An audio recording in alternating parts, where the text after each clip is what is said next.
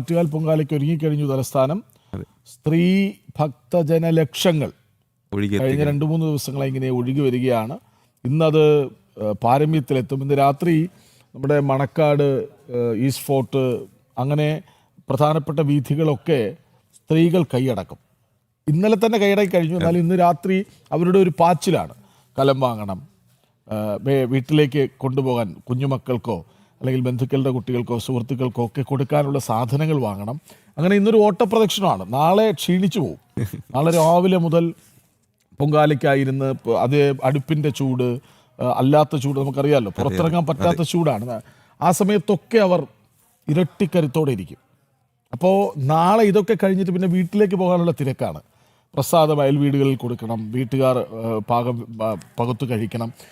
അതൊരു ഉത്സവമാണല്ലോ.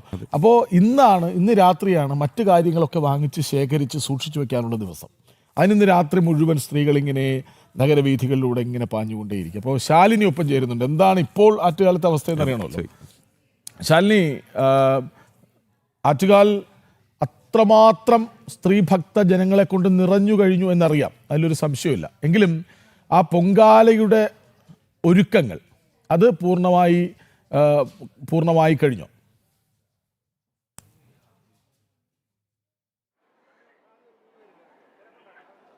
കൃഷ്ണരാജ് സൂചിപ്പിച്ചതുപോലെ തന്നെയാണ് നമ്മൾ ഈ തിരുവോണ നാളിന് തൊട്ട് തലേ ദിവസം ഉത്രാടപ്പാച്ചിലുണ്ടല്ലോ, ആ ഉത്രാടപ്പാച്ചിലിന് സമാനമായ പാച്ചിലാണ് തലസ്ഥാന നഗരത്തിലെ ഓരോ സ്ത്രീകളും ഓരോ അമ്മമാരും ഓരോ ആറ്റുകാലമ്മയുടെ ഭക്തരും എന്നുള്ളതാണ് നമുക്ക് ഈ ഒരു സമയം പറയാൻ കഴിയുക. കാരണം അവസാനഘട്ട ഒരുക്കത്തിലാണ് ഓരോ വീടുകളും, പ്രത്യേകിച്ച് തലസ്ഥാനത്തെ ഓരോ വീടുകളും ഇന്ന് സ്വന്തം വീടുകൾക്കപ്പുറം ഓരോ അതിഥികളെ സ്വീകരിക്കാനായി തയ്യാറെടുക്കുകയാണ്. കൂടാതെ ആറ്റുകാലമ്മയുടെ കഴിഞ്ഞ ഒരു വർഷത്തെ കാത്തിരിപ്പാണ് പൊങ്കാല ദിവസത്തിനായി. നാളെ പൂരം നാളും പൗർണമിയും ഒന്നിക്കുന്ന രാവിലെ 9:15 കൂടിയാണ് ആറ്റുകാലമ്മയ്ക്ക് അടുപ്പുവെട്ട് ചടങ്ങുകൾ നടക്കുന്നത്. ആറ്റുകാലമ്മയുടെ ഏറ്റവും വിശിഷ്ട വഴിപാടായിട്ടുള്ള പൊങ്കാല മഹോത്സവത്തിൻ്റെ പ്രധാനപ്പെട്ട ദിവസമായ ആറ്റുകാൽ പൊങ്കാല നടക്കുകയും ചെയ്യുന്നത്. ഞാനിപ്പോൾ ഉള്ളത് ആറ്റുകാൽ ക്ഷേത്ര പരിസരത്താണ്. നമ്മൾ നിൽക്കുന്നത് പച്ചപ്പന്തലിന് സമീപത്ത്, അതായത് ഇവിടെ ഏറ്റവും പ്രധാനപ്പെട്ട കാപ്പുകെട്ടി ദേവിയെ കുടിയിരുത്തുമ്പോൾ മുതൽ ആ ചടങ്ങുകൾ നടക്കുന്ന പ്രധാനപ്പെട്ട പച്ചപ്പന്തലിന് സമീപത്താണ്. രാവിലെ നട തുറന്നപ്പോൾ മുതൽ തുടങ്ങിയ ആ ഒരു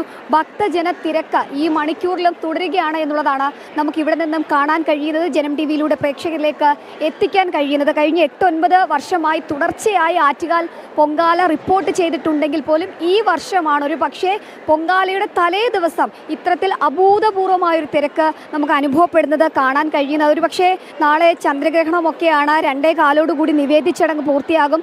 അതിനുശേഷം 2:30 കൂടി നടയടയ്ക്കും. അപ്പോൾ അതിനുശേഷം തങ്ങൾക്ക് ഭഗവതിയെ കാണാൻ പറ്റുമോ, തൊഴാൻ പറ്റുമോ എന്നൊക്കെയുള്ളൊരു ആശങ്ക പല ഭക്തർക്കുമുണ്ട്. അതുകൊണ്ട് തന്നെ കിലോമീറ്ററുകൾ താണ്ടി ദിവസങ്ങൾക്ക് മുൻപ് തന്നെ ഇവിടെ എത്തി അവരുടെ സ്ഥാനം പിടിച്ച് അടുപ്പുകൾ ക്രമീകരിച്ച് അവരുടെ സാധനങ്ങളൊക്കെ സുരക്ഷിത സ്ഥാനത്തേക്ക് വെച്ചതിന് ശേഷം കുളിച്ച് വൃത്തിയായി പുത്തൻ കോടിയൊക്കെ ഉടുത്ത് ആറ്റുകാൽ അമ്മയുടെ അടുത്തേക്ക് അങ്ങനെ ഒഴുകി എത്തിക്കൊണ്ടേ ഇരിക്കുകയാണ്. ഒരു പക്ഷേ 5800-ലധികം പോലീസിനെ വിന്യസിച്ചിട്ടുണ്ട്, വനിതാ പോലീസിനെ വിന്യസിച്ചിട്ടുണ്ട്. പക്ഷേ അവരുടെ കൈകളിലൊന്നും നിൽക്കുന്നില്ല ഈ ഭക്തജന പ്രവാഹം എന്നുള്ളതാണ് നമുക്ക് അമ്മയുടെ മുന്നിൽ നിന്ന് ഈ മണിക്കൂറിൽ കാണാൻ സാധിക്കുന്നത്. എല്ലാവർക്കും ഒരേ പ്രാർത്ഥനയുള്ളൂ, സുഗമമായി പൊങ്കാലയിടാൻ കഴിയുക, അമ്മയ്ക്ക് നിവേദ്യം അർപ്പിക്കാൻ കഴിയുക, ഒപ്പം തന്നെ സുഗമമായി ഇവിടുന്ന് മടങ്ങാൻ കഴിയുക. ആ ഒരു പ്രാർത്ഥന മാത്രമാണ് നമുക്ക് ഓരോ മുഖങ്ങളിലും കണ്ണുകളിലും കാണാൻ കഴിയുന്നത്.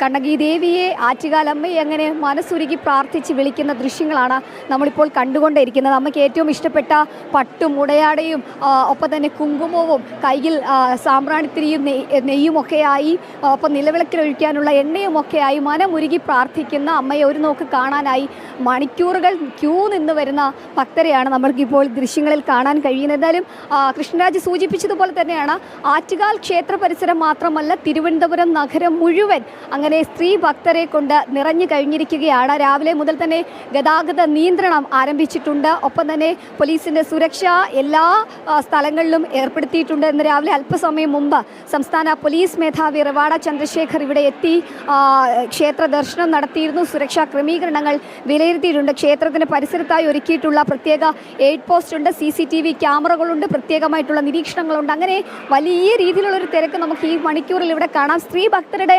പൊങ്കാലയാണ്, അമ്മമാരുടെ പൊങ്കാലയാണ്, സ്ത്രീകളാണ് ഏറ്റവും കൂടുതൽ ഇവിടെ എത്തുന്നത് എങ്കിൽ പോലും അവർക്ക് ആതിഥേയത്വം അരുളാൻ ഇവിടുത്തെ ഓരോ പുരുഷന്മാരും അഹോരാത്രം പ്രവർത്തിച്ചുകൊണ്ടിരിക്കുകയാണ്. അവർക്ക് വേണ്ടിയിട്ടുള്ള കുടിവെള്ളം ഒരുക്കാൻ, അവർക്ക് ആഹാരം ഒരുക്കാൻ, അവർക്ക് രാവിലത്തെ പ്രഭാത ഭക്ഷണം മുതൽ രാത്രി വരെയുള്ള അവർക്ക് എല്ലാ സൗകര്യങ്ങളും ഒരുക്കാൻ ഒരു മതസൗഹാർദ്ദത്തോടു കൂടി ആറ്റുകാൽ ക്ഷേത്രവും ഒപ്പം തന്നെ തിരുവനന്തപുരം നഗരവും ഒരുങ്ങിയിരിക്കുകയാണ്. എന്തായാലും നാളെ രാവിലെ 9:15 കൂടിയാണ് ശുദ്ധ പുണ്യാഹ ചടങ്ങുകൾ ആരംഭിക്കുന്നത്. അതിനുശേഷമാണ് കണ്ണകി ചരിതത്തിൽ പാണ്ഡ്യരാജാവിൻ്റെ വധം നടത്തുന്ന ഭാഗം തോറ്റം പാട്ടുകാർ പാടിക്കഴിഞ്ഞാൽ ഉടൻ തന്നെ മേൽശാന്തി അനീഷ് നമ്പൂതിരി ശ്രീകോവിലിൽ നിന്ന് ദീപം പകർന്ന് ക്ഷേത്ര തിടപ്പള്ളിയിലെ പൊങ്കാല അടുപ്പിലേക്ക് പകരും. ഇതേ ദീപം തന്നെ സഹ മേൽശാന്തി ഏറ്റുവാങ്ങിക്കൊണ്ട് വലിയ തിടപ്പള്ളിയിലും ക്ഷേത്രത്തിന് മുൻവശത്തൊരുക്കിയിട്ടുള്ള പണ്ടാര അടുപ്പിലും കത്തിക്കുന്നതോടുകൂടി ഈ ഒരു ആറ്റുകാൽ പൊങ്കാല 2026 തുടക്കമാവുകയും ചെയ്യും. അതിനുശേഷം 2:15 കൂടിയാണ് നിവേദ്യ ചടങ്ങുകൾ നടക്കുക. നിവേദ്യ ചടങ്ങുകൾക്ക് ശേഷം രാത്രി 7:15 പിന്നീട് ചടങ്ങുകളൊക്കെ നടക്കുകയും ചെയ്യുന്നത്. ആ ചടങ്ങുകൾക്ക് ശേഷം ഏകദേശം 9:00 കൂടി ദേവിയുടെ പുറത്തെഴുന്നള്ളത്ത് ചടങ്ങുണ്ട്. ദേവിയുടെ സഹോദര തുല്യനായിട്ടുള്ള മണക്കാട് ശാസ്താ ക്ഷേത്രത്തിലേക്ക് ദേവി ആനപ്പുറത്ത് എഴുന്നള്ളുകയും ചെയ്യും. ആ ഒരു കാഴ്ചയ്ക്ക്, ആ ഒരു എഴുന്നള്ളത്തിന് അകമ്പടി സേവിക്കാൻ ഏകദേശം 580-ലധികം വരുന്ന കുത്തിയോട്ട ബാലന്മാരും ഇവിടെ ഒരുങ്ങിയിട്ടുണ്ട് എന്നുള്ളതാണ് ഏറ്റവും എടുത്തു പറയേണ്ടത്. വ്രതശുദ്ധിയോടെ, പ്രാർത്ഥനയോടെ, മന്ത്രമുഖരിതമായ ഒരു അന്തരീക്ഷത്തിൽ കഴിഞ്ഞ കുറേ ദിവസങ്ങളായി ആ കുഞ്ഞുമക്കൾ ഇവിടെ അമ്മയ്ക്ക് വേണ്ടി, അമ്മയുടെ പാദസേവകരായി, അമ്മയുടെ ദാസന്മാരായി, അമ്മയുടെ ഏറ്റവും പ്രിയപ്പെട്ട ഭക്തരായി ക്ഷേത്രത്തിനുള്ളിലുണ്ട്. എന്നാലും ഇവരൊക്കെ ഇവിടെ എത്തിയിരിക്കുന്നത് ദൂരദേശങ്ങളിൽ നിന്നാണ്. ചേച്ചി എവിടെ നിന്നാണ് വരുന്നത്? മാവേലിക്കര. പൊങ്കാല അടുപ്പൊക്കെ പിടിച്ചോ? പിടിച്ചു. ദേവിയെ കാണാനുള്ള തിരക്കിലാണ്.